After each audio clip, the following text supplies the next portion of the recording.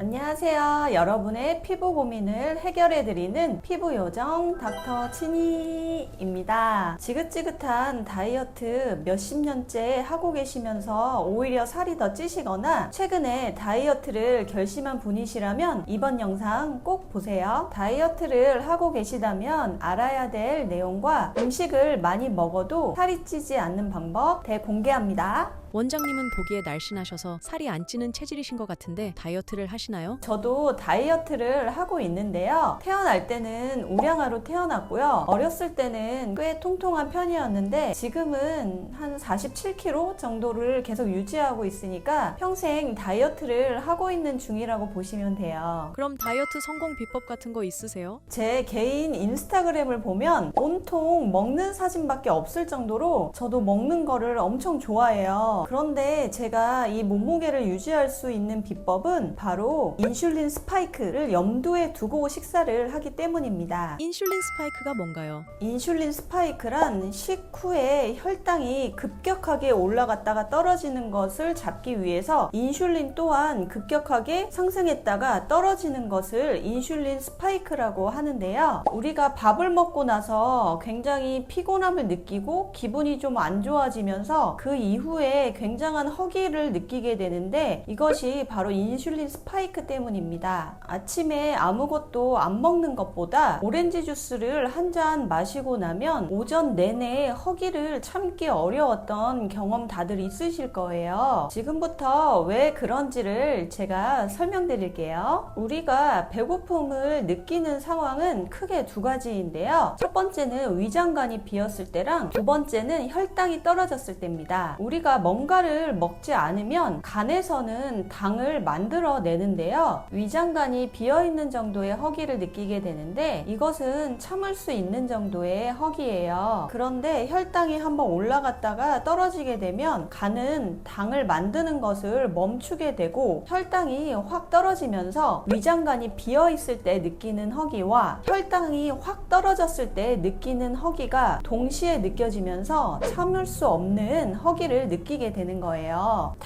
당을 부른다는 말이 괜히 있는 게 아니죠. 밥을 먹고 나면 케이크 땡기고 달달한 걸 먹고 나면 떡볶이가 땡기는 데는 다 이유가 있었던 거죠. 이렇게 인슐린 스파이크를 한번 만들고 나면 참을 수 없는 허기를 느끼기 때문에 또 먹게 되고 결국엔 다이어트에 실패하게 되는 거예요. 결국 혈당 수치를 급격하게 끌어올리는 음식을 조심하라는 말씀이네요. 네, 맞아요. 혈당을 급격하게 끌어올리는 음식은 인슐린 스파이크를 만들고 뇌를 강하게 자극하기 때문에 그 이후에 혈당이 떨어졌을 때 더 강력하게 배고프다는 신호를 보내게 돼서 참을 수 없게 되는 거예요. 차라리 아침을 굶거나 단백질 음식이나 지방질의 음식을 먹었다면 이렇게 참을 수 없는 허기를 느끼지는 않으셨을 거예요. 지금 내가 너무 참을 수 없게 배가 고프거나 너무 당이 땡기거나 야식을 끊을 수 없는 상태라면 낮에 당을 많이 먹지 않았는지를 한번 생각해 보세요. 그럼 다이어트 시에 피해야 할 음식은 무엇이 있을까요? 당을 빠르게 흡수하는 액체 형태인 음료수나 액상 과당을 조심하셔야 됩니다. 아침에 변비에 좋을 것 같아서 요구르트 같은 것을 한 잔 마시고 나면 오전 내내 허기가 져서 도저히 간식을 안 먹고는 견디기 힘든 상태가 되실 수도 있어요. 그 다음은 흰 쌀밥이나 빵, 면과 같은 정제된 탄수화물을 줄이셔야 됩니다. 어떤 사정에 의해서 당을 좀 섭취하고 나서 그 이후에 식욕이 폭발해버리면 어떻게 해야 하나요? 저도 아무리 당을 제한해서 식사를 한다고 해도 여행을 갔다 온다던가 모임을 나갔다 와서 당을 많이 섭취한 날 다음에는 자꾸 너무 배가 고프고 뭘 먹고 싶은 생각을 참을 수가 없어요. 그럴 때는 단백질 위주의 식사를 하거나 MCT 오일 같은 지방질이 많이 들어간 음식을 위주로 식사를 하는데요. 그래도 참을 수가 없다고 하면 저는 그냥 약을 먹습니다. 제가 먹는 약은 비항정신성 의약품이면서 식욕 억제 효과가 괜찮은 콘트라브라는 약을 먹고요. 가끔은 싹센다를 맞기도 합니다. 이렇게 하루 정도 당을 제한하게 되면 예전에 당을 갈구하지 않았던 몸으로 되돌아가더라고요. 식욕 억제제를 매일 드시지 않아도 저처럼 식욕이 확 올라왔을 때만 그 고비만 약을 통해서 잘 넘겨주시면 식이 조절하는데 굉장히 도움이 됩니다. 그래서 처방받은 이 약을 비상약처럼 갖고 계시다가 식욕이 많이 올라왔을 때 한 번씩 드셔주시는 것도 괜찮아요. 운동은 다이어트를 위해 특별히 하지 않으세요? 보통 다이어트를 결심하고 나면 헬스장을 등록하고 2, 3일을 잘 다니시다가 피곤하고 귀찮아서 잘 안 가게 되시거나 아니면 운동을 하고 나서 오히려 식욕이 더 폭발해서 음식을 더 드시는 분들이 계세요. 극단적으로 말하면 이렇게 할 바에야 운동을 하지 않고 타이트하게 식단 조절만 하시는 것도 괜찮습니다. 제가 운동하는 방법을 설명드리자면 저는 아침에 일어나자마자 뒷산 트레킹을 하는데요. 이렇게 공복 상태에서 운동을 하게 되면 에너지가 그동안 몸 안에 쌓여있던 지방밖에 없기 때문에 지방을 잘 연소시킬 수 있게 되고 기초 대사량이 올라가서 살이 잘 빠지는 체질이 됩니다. 그리고 점심시간 전까지는 뭘 먹고 싶다는 생각 자체가 잘 안 들어요. 운동하려고 헬스장까지 가는 것 때문에 시간을 내고 막 스트레스 받고 이러지 마시고요. 일상생활에서 움직여주는 것만으로도 운동을 충분히 대체할 수 있습니다. 뒷산이 없다, 아침에 운동할 시간이 없다 하시는 분들은 계단 오르기도 굉장히 좋은 운동인데요. 오늘 내가 당을 좀 많이 섭취했다 싶으신 날에는 엘리베이터를 이용하지 마시고 계단을 이용해 주시는 것도 아주 좋습니다. 오늘은 제가 다이어트 하시는 분들에게 도움을 드리고자 영상을 만들어 봤는데요. 더 궁금하시거나 앞으로 제가 더 다뤄졌으면 하는 내용이 있으시면 아래 댓글로 남겨주세요. 지금까지 여러분의 피부 고민을 해결해 드리는 피부요정